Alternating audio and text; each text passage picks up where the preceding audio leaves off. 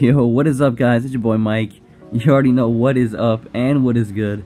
And in today's video, I'm going to be ranking every team's best lineup from worst to best. Now if you're wondering how I got every team's best lineup before the season even started, I used this lineup predictor where you could insert a certain lineup and it would calculate its offensive rating, defensive rating, and net rating. So you could insert a lineup and it would tell you how good it would be on the floor together. So I messed around with every team's roster and just mixed and matched and plugged and chugged every team's best players, or so to speak, or most efficient players, and just saw how efficient each lineup would be. So I spent a little bit of time for every team, so I didn't just spend 30 seconds for one team and like 5 minutes for another team trying to figure out which lineup would be the best one for that team. So I spent a good amount of time for every team to make sure I found the best lineup, and after a while, you guys can tell.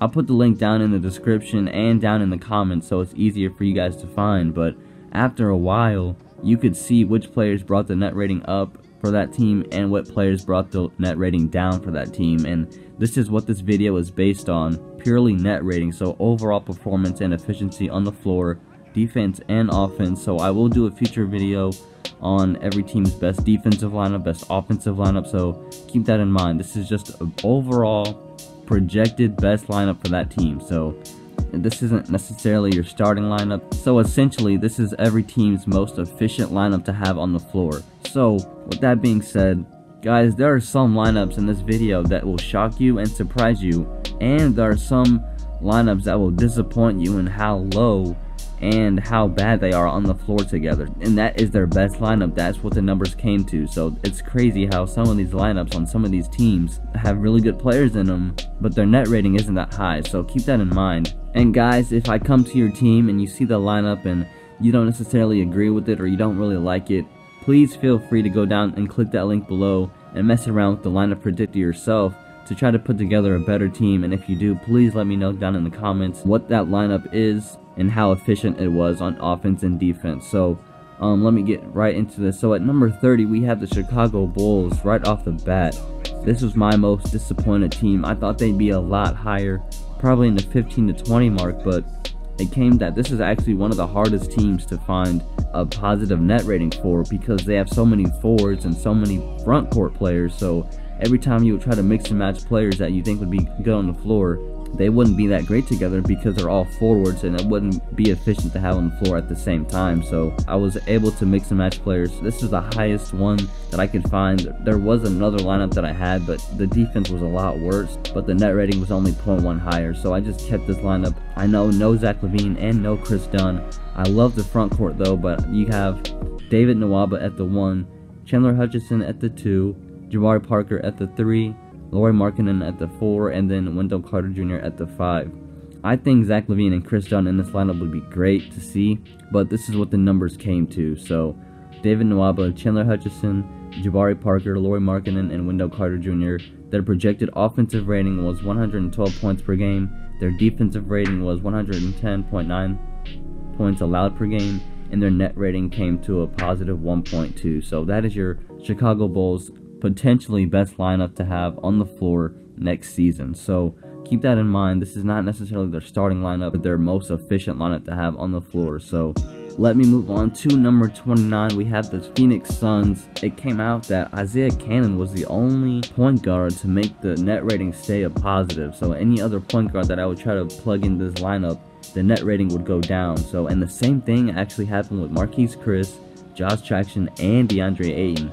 Whenever I tried to plug them into lineups, it would bring the net rating down every time, so I couldn't involve them in the lineup. So that's what I'm talking about, where after a while you can see which players bring the net rating up and bring the net rating down. So that's where you figure out what players to have on the floor in each position. So I was disappointed in finding out that DeAndre Ayton brought the net rating down, so that's why I was kind of disappointed in this team. You got Isaiah Cannon at the 1, Devin Booker at the 2, Trevor Ariza at the 3, Rashawn Holmes at the 4, and then Tyson Chandler at the 5. I know there's no DeAndre Ayton, there's no Josh Jackson, no Marquise Chris. Their offensive rating came to a projected 115 points per game. That's not so bad.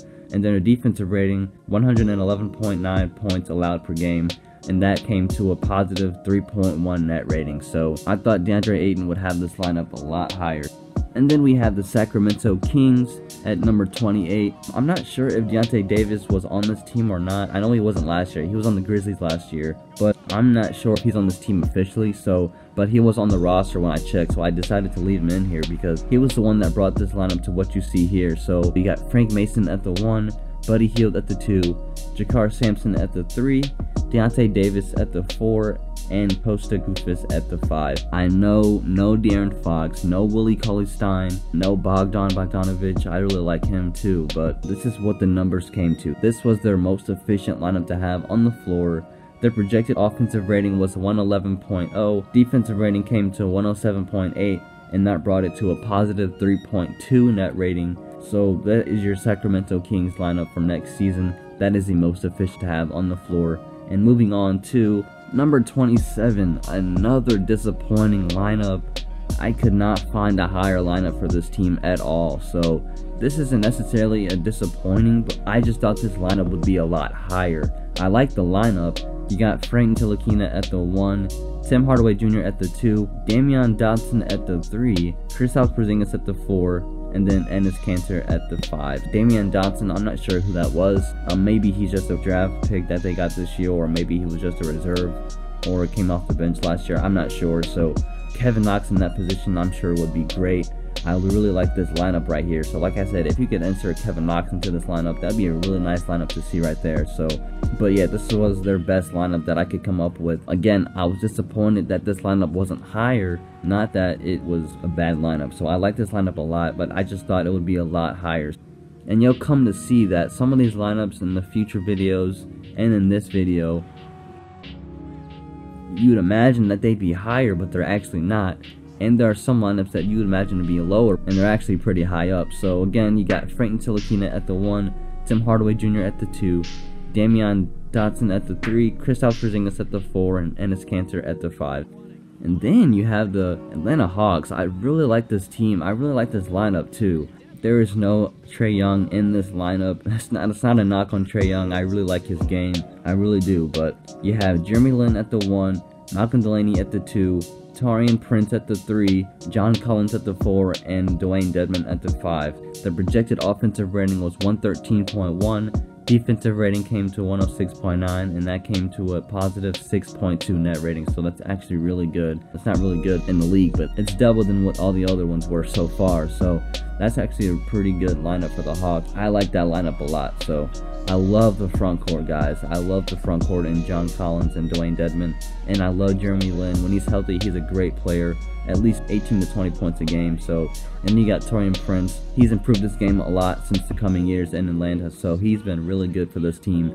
I really like that small forward position in Taurean Prince. I really like this lineup. Now, maybe you can put in Trae Young at the 1 and Jeremy Lin at the 2, but again, I tried that. Trust me, guys. I spent a lot of time for every team, mixing and matching every position, every lineup, every player. So again, there are some lineups that you can do that are probably better than this one, so please let me know if you do find one better. You got Jeremy Lin, Malcolm Delaney, Taurean Prince, John Collins, and Dwayne Dedmon. This will be part 1. I'm going to do 5 at a time because you can already see how long this video is now. So if I did them all in one video, or 10 at a time, or 15 at a time, you could tell that would be a pretty lengthy video. So I didn't want to make too long of a video. So here you guys go. Every team's best lineup, numbers 30 through 26. There you have it. You have the Chicago Bulls, Phoenix Suns, Sacramento Kings, New York Knicks, and then Atlanta Hawks at number 26. There you guys have it. So please stay tuned for the future videos. This will be actually a 6-part series because I'm doing 5 teams at a time, just so the videos aren't crazy long, so you can keep up with them as well.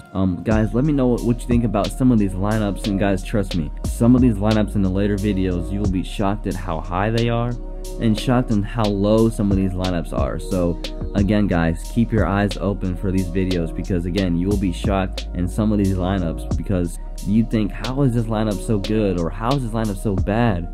Trust me guys, you'll be completely shocked, and maybe your team will be up there and maybe your team might be down there. So guys, let me know what you think about these lineups. What would you change? And guys, please go down below and try to find a better lineup than me, because trust me, I spend a lot of time for every team, so this is probably the best you can do, but I guarantee you guys can probably find a better lineup than I can. So please guys, go down there, click on that link. I suggest you use lineup predictor number 4. That's the one that I use, because on some of them the slots didn't work for some of the positions. So guys, you want to click on that link, wait for the whole page to load, scroll down and scroll to the right until you find lineup predictor number 4. Mess around with the lineups, insert certain players, you can type them in and they'll come up. Try to make up a better lineup than me. Let me know what that lineup is and how good that lineup was. Thank you for watching this video. Again, stay tuned for the future videos. This will be a 6-part series. Thank you for watching this video, and it's been your boy Mike, and you can let that beat drop.